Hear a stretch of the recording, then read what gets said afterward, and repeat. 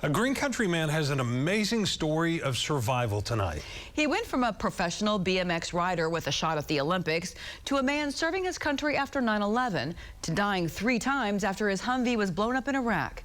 It's an Oklahoma's own original filled with heartbreak and agony, but also perseverance and hope. Shane Vincent first got on a bike when he was 2. He grew up in Sapulpa and was a national and world champion at a young age on the BMX circuit.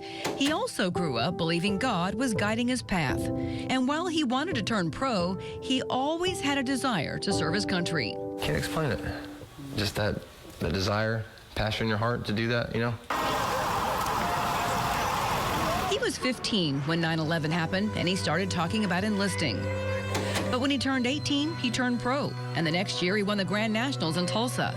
But his heart was no longer in it. So when he turned 20, he walked away from being a pro athlete and joined the Army. I wanted to protect my family and protect the people of my country. Just as he had done in extreme sports, Shane excelled in the military as well, earning a coveted spot in the Airborne. About that same time, he also got accepted into the Army's world-class athlete program to train in BMX for the 2008 Olympics. So Shane turned down the Airborne, got a hometown assignment, and married his childhood sweetheart, Sharon. They were 21. Went to my squadron commander, Lieutenant Colonel. He's like, congrats. It's a privilege. He's like, we're deploying in 6 months. It's more important you deploy. Tell us about that program. He was in Iraq in 2006 and 2007. 7 months into its deployment, the Army decided to release Shane so he could go compete at the Olympics. But I'm thinking, like, man, God, you know what you're doing. I was like, I got to fight. I got to come here. I got to fight for my country and protect it, you know? But now I get to go and race bikes. It would take a few months, so missions continued. And on May 24th of 2007, after a day of finding and destroying IEDs on a route to Mosul, on their way back to base, they saw it. A detonator cord stretched across the road with a fishing line. They couldn't miss it, and their Humvee took the full force of 1,500 pounds of explosives. It threw our Humvee 50 meters. It's like 150 feet or something like that, right? And the Humvee behind us, they could see our taillights and says probably 100 feet up in the air. This is the blast site. Shane and his friend Casey Zillman were thrown out.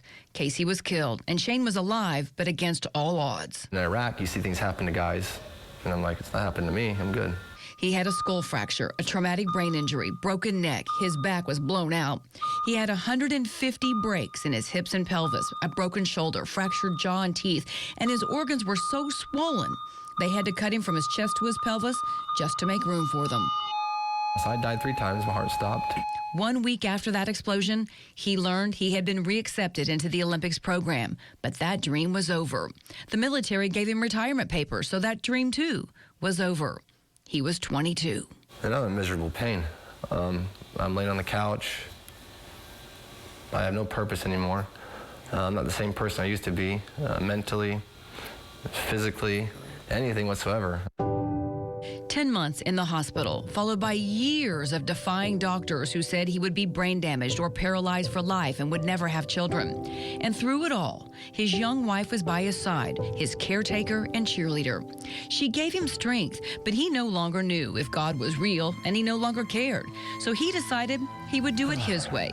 He filled up with pills, alcohol, pornography, strip clubs, you name it. Counseling didn't work. He overdosed.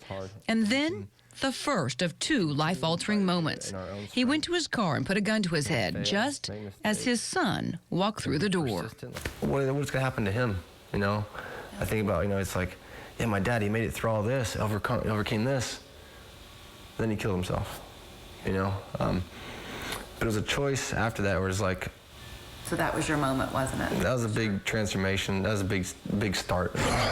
Now he wanted to live, but still on his own terms. He threw himself into getting fit, thinking he could out-train the damage.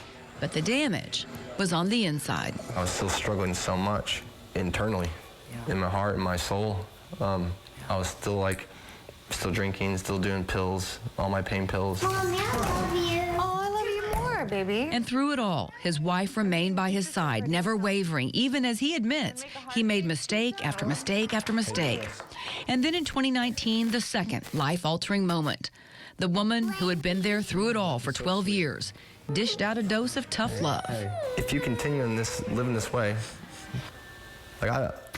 we're divorcing, and I'm like, That's the moment true healing began. He turned to his Bible. He ditched the pills, cleared his mind, and became the man she married, the one she told him she always knew was there. Like, she stuck with me, you know, she persevered. And it's just, no, sorry. That's wonderful. She's pretty tough, isn't she? She really is. I mean, she's the reason why I'm here, and she's the reason I'm the man that I am today. His focus is now being the best husband and father he can.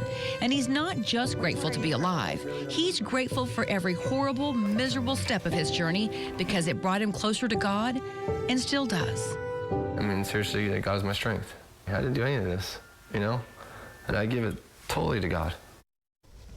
Shane received numerous honors from the military, including a Purple Heart. He was recently inducted into the BMX Hall of Fame, and he's glad for all of that, but says none of it defines who he is. He says he's only defined as a child of God. Now he shares his story with sports teams, churches, and even prisons. If you or someone you know is struggling, there is help available 24/7. The National Suicide Prevention Line is always available.